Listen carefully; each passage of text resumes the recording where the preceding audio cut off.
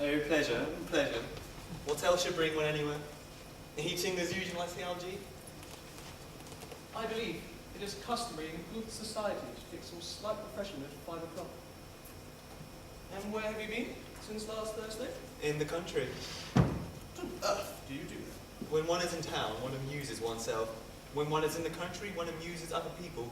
It is excessively boring. And who are the people you amuse? Oh, neighbours, neighbours. Have you got nice neighbours in your part of Shropshire? Perfectly horrid. Never speak to one of them. How immensely you must amuse them. Hello. Why all these cups? Why cucumber sandwiches? Why such reckless extravagance in one so young? Who is coming to tea? Oh, really, Aunt Augusta and Gwendolen. How perfectly delightful. Yes, that is all very well. But I'm afraid Aunt Augusta won't quite approve of your being here. May I ask why? My dear fellow, the way you flirt with Gwendolen is perfectly disgraceful. It is almost as bad as the way Gwendolen flirts with you. But I am in love with Gwendolen. I have come to town expressly to propose to her. You told me you'd come up for pleasure. I thought that's business. How utterly unromantic you are. I really don't see anything romantic in proposing. It is romantic to be in love, but there is nothing romantic in a definite proposal. By one being maybe accepted, one usually is, I believe, and then the excitement is all over. The very essence of romance is uncertainty. If I ever get married, I'll certainly try to forget it. I have no doubt about that, dear Algie. The divorce court was invented specially for people whose memories are so curiously constituted. But there's no use speculating upon that matter. Divorces are made in heaven. Please don't touch the cucumber sandwiches. They're made especially for Aunt Augusta. Well, you've been eating them all the time. It's quite a different matter. She is my aunt. Have some bread and butter. The bread and butter is for Gwendolen. Gwendolen is quite devoted to bread and butter. And very good bread and butter it is too. Oh, my dear fellow, you need not eat it as if you're going to eat it all. You act as if you're married to her already. You are not married to her already, and I don't believe you ever will be. Why on earth do you say that? Well, girls never marry the men they flirt with. Girls don't think it right. Oh, that is nonsense. No, it isn't. It is a great truth. It accounts for the extraordinary number of bachelors that one sees all over the place.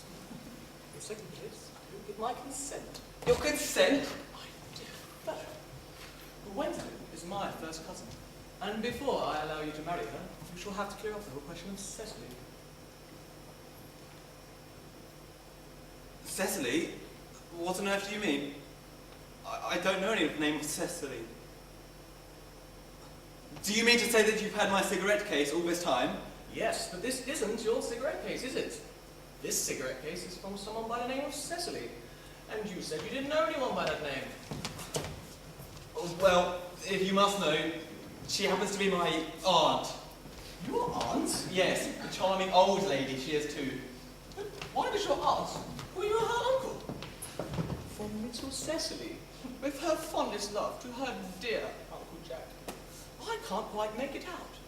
Besides, your name isn't Jack at all, it's Ernest. It isn't Ernest, it's Jack.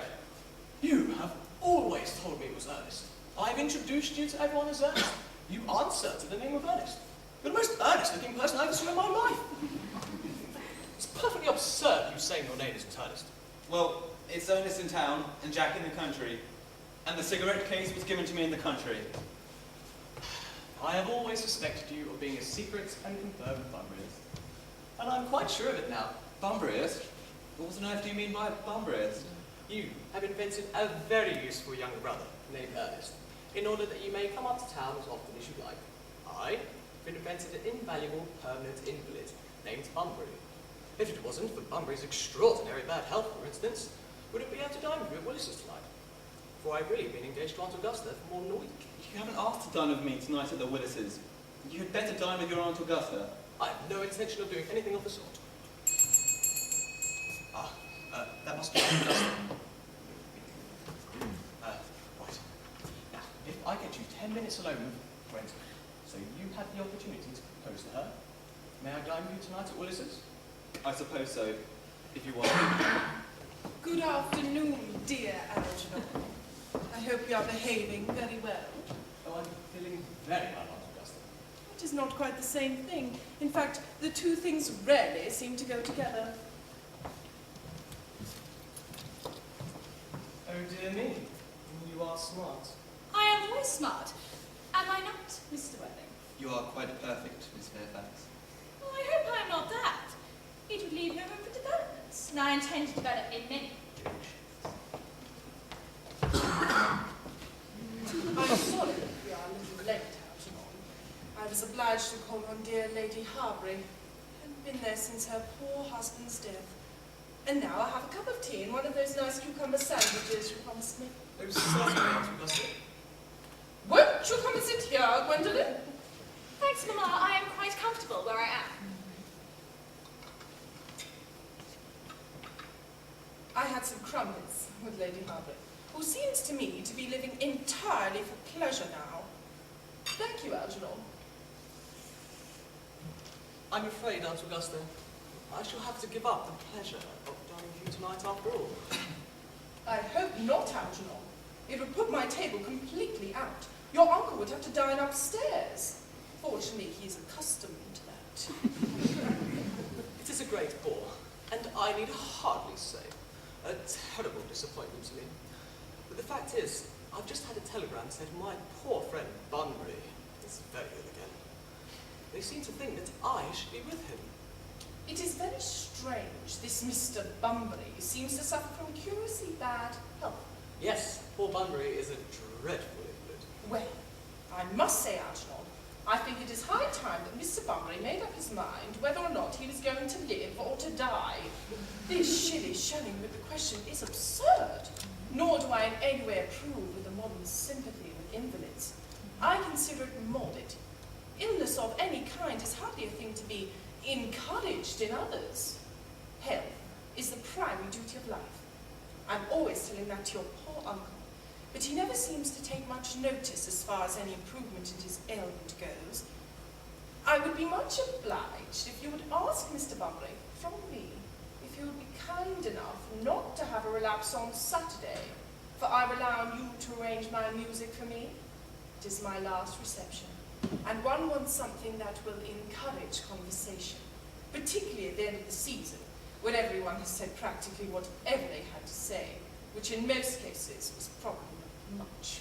I'll speak to Bunbury, Aunt Augusta, if he is still conscious. But I think I can promise you he'll be right by Saturday. Now, the music is a great difficulty. You see, if one plays good music, people don't listen. And if one plays bad music, people don't talk. But I'll run over the programme I've drawn out for you, if you would kindly follow me into the next room. Thank you, Algernon. It is very thoughtful of you. I'm sure the programme will be delightful after a few explications.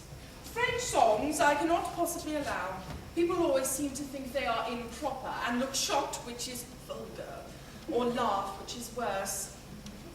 But German sounds a thoroughly respectable language, and indeed I believe is so. Oh, Gwendolen, you will accompany me? Certainly, Mamma.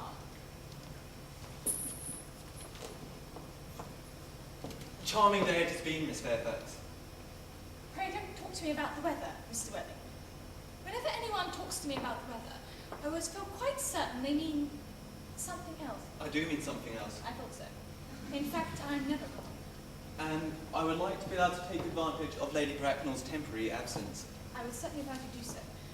Mamma has a way of coming back suddenly into a room that I've often had to speak to her about. Miss Fairfax, ever since I met you, I have admired you more than any girl I have ever met since